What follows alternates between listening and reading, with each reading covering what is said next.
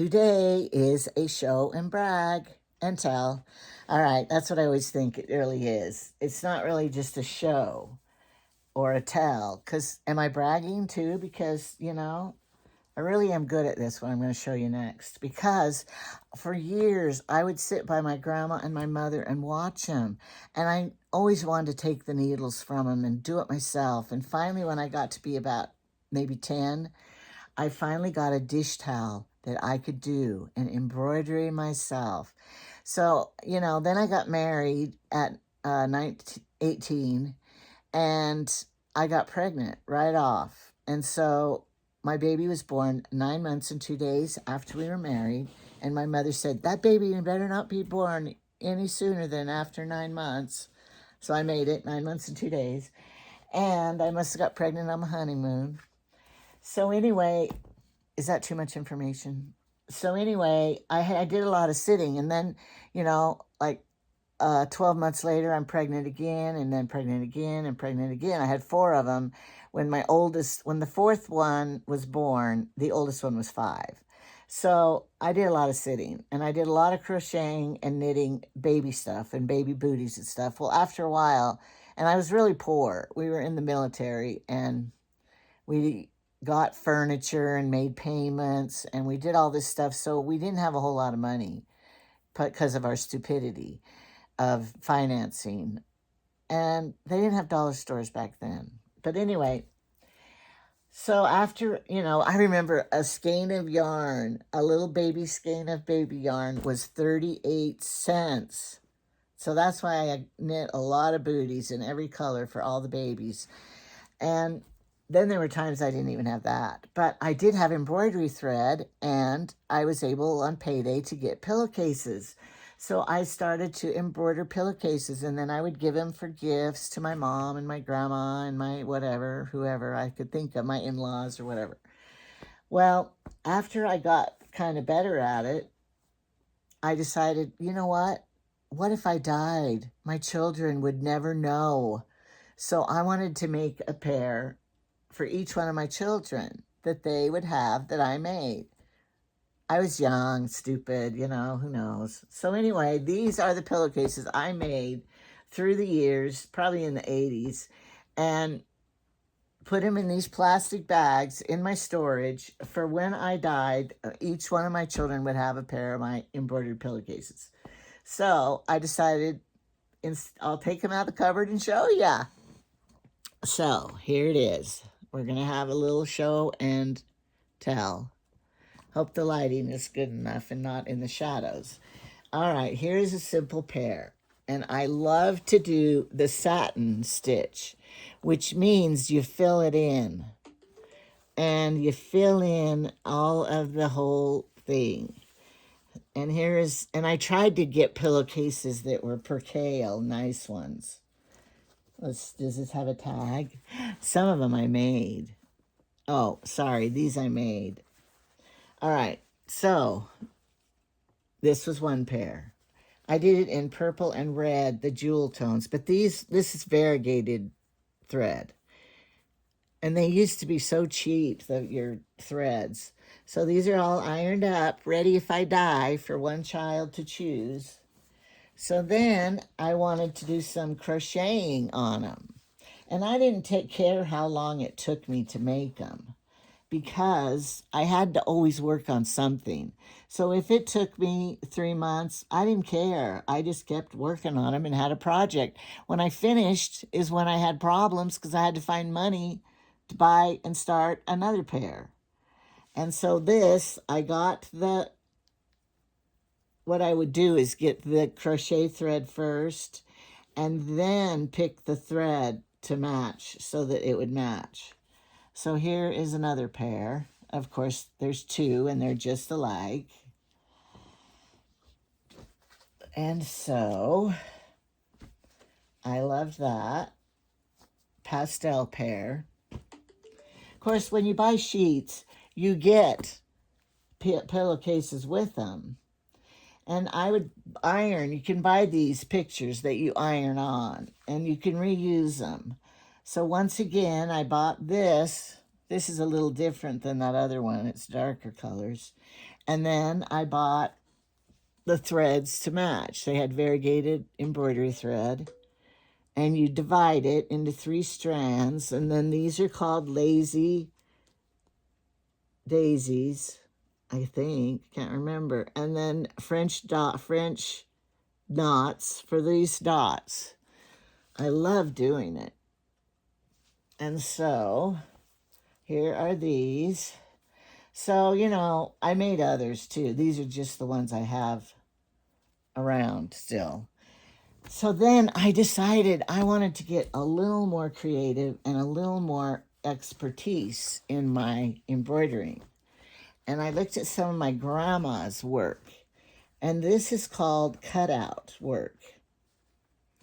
This was later in my years, and so I probably had more money then to buy better pillowcases. 100% cotton. And they are. No iron percale. Made in USA. Oh, well, that's worth something right there. Made in USA. So what you do is you do the satin stitch and the buttonhole stitch, and then you cut out. This is called cut out embroidery. And then you cut out the middle, and it won't unravel because you have done the buttonhole stitch all the way around. So this was like, I tried to make it look really rich and do the white on white and the ecru on ecru colors because, you know, I never entered these in the fair. The last ones I entered in the fair, they were brand new, and I did it, the colors just shading the embroidery so it looked like a painting, and they were beautiful. And then the fair people said they were soiled, and they disqualified them. I was so sad because they were a masterpiece, and I was so disgusted. And at the time, my friend was visiting, and I said, you can just have them. I don't want to see them again because they were not soiled. I couldn't find one place they were soiled. I don't understand. I wanted to fight that because, you know, anyway, I like these. Okay, and then these are the last pair I'll show you because this was a little different. Let's see about this pillowcase. I made these pillowcases. Sometimes it's cheaper to buy a twin size sheet and make your pillowcases, but I didn't want, see how the bottom pillowcases have this big wide hem? And I didn't want that kind because I was going to put this lovely thing on the edge of the, you know, the cutout on the edge. And so I made the big hem in the back, but in the front, I left a bare edge so that I could do this all along the edge and do this cutout work. Do you like it? I'll hold it up close so you can see. This could be a thumbnail right here. And they do have satin threads. This would be pretty if I had used satin thread. So. No wonder that's my favorite word, because I sew. But guess how many pair this is? 1, 2, 3, 4, 5. It's only 5, and I have 6 kids. I'm going to have to make another. I do have another pair I'm working on. Here's my sewing machine. Now, I want to show you one more thing on here, because this is so fun. Guess what I did this morning? I fixed my drink. This is a story, a real true story. I fixed my drink, and I didn't have the lid on it yet, and it was sitting back here. Somehow I caught the cord and pulled the whole thing over, and it spilled all down here and on the floor. I was so mad because it's expensive. Diet root beer is expensive nowadays. And so I wiped it all and cleaned it all. I'm stepping on a towel down here, soaking it up. I wanted to show you these wonderful things. Now, here's what I've always said. I'll come back up here while I talk. I've always said, it isn't the machine that makes the good sewer, although that helps. And that is more convenient and happier when you have a good machine to sew on. And I always like my Bernina. And this is an old Bernina, probably from the 70s. And I have 3 of them. Here's this Temu light I got. I'll turn it on for you. It's nice. And of course, the machine has a light too. And you can if you're going to buy a used Bernina, how you tell if it's good.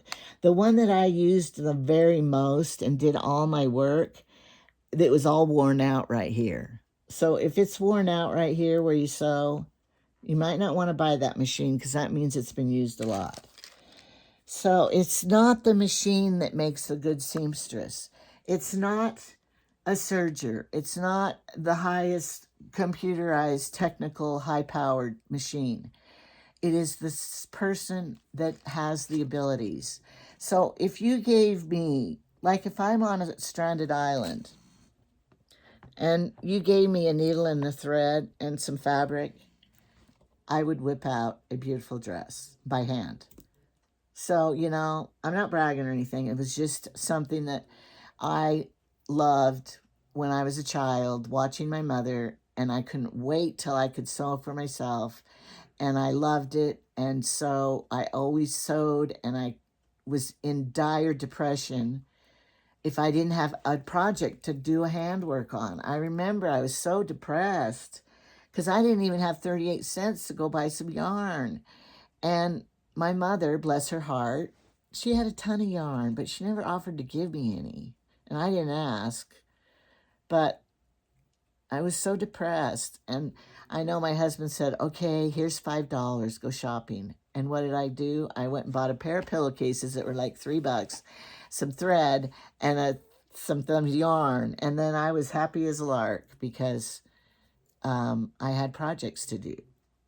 Now, that had formed, and that has, I'm going to cry, that has formed me to be the person I am here today, because if I see anybody that is poor or needs something, then I want to give it to them and help them, because I know how I was. And one time I lived in Medford, Oregon, if anybody lives there. And there was this lady, Bonnie Rollins, her name. I loved that lady. And I was pregnant with my 4th boy, and it wasn't a planned pregnancy. So I was very, very upset and depressed and sad. And we were so poor, you know. Poor is when you have payday and you get the money and you pay your bills, and there's not even enough money to pay all the bills. And you have to make a choice, what am I going to pay? You know, that's poor. It's not, oh no, we paid everything and we have $100 left over. Oh no, you're rich then. So this Bonnie Rollins gave me this box of fabric. That was like gold to me. And it was probably like September when she gave it to me, and all the bazaars were coming up. And so I used that box of fabric. And, you know, my marriage wasn't real good right then. My husband hated me when I was pregnant. I don't know if it was because I got fat or because he didn't want the baby and it was a financial burden or what, but he did not like me when I was pregnant. You know how some husbands, they just love their wife when she's pregnant. Oh, my wife's having my baby, not him. I'm so glad I kept this from my Temu package, because my box of Kleenex is way over there, but these little tissues, they're not very soft. Thanks, Temu. All right, so she gave me this box of fabric, and it was that time of year. So I spread it all out and looked at everything, and there was ginghams, and it was all cottons. And I made all these things and projects. I made a sleeping bag for my little boy for Christmas, and I made stuffed animals, and I made hanging mobiles, and all the things I could think of to make out of scraps so I could sell. And I made a puffed purse. You make these little puff pillows, and you sew them on a piece of fabric. But I, I didn't have any stuffing, and I couldn't afford it. So I used dryer lint because I figured they're never going to wash this purse. And the dryer lint made perfect little stuffing for those puff purses. And then you bought a dowel to put at the top and beads and the handles. And I made those purses and sold them. And then some things didn't sell, so I would trade with the other ladies in the bazaar and got things. I know I got this one cool stuffed bear. It wasn't made out of cotton. It was made out of fur, and I got to trade something for it. And I gave that to Trevor, my son, for Christmas, and he named it Big Ben, and he still has that bear today. But it's little things like that you can do kindness to other people that really help them, and they don't even know that how much. That lady didn't even know what she gave to me and how that helped me back then. So anyway, I don't sometimes like to think of the memories. So it's not the seamstress. I mean, it's not the machine that makes a good seamstress. It's the practicing and the work you put into it. It's the talent that you inherited or were taught. Do you inherit it or is it taught? I don't know. All right, I bought these from Temu, and I wondered, I'm not going fishing. Why'd I buy these? Is this a fishing lure? No. I looked it up. They're sewing machine needles.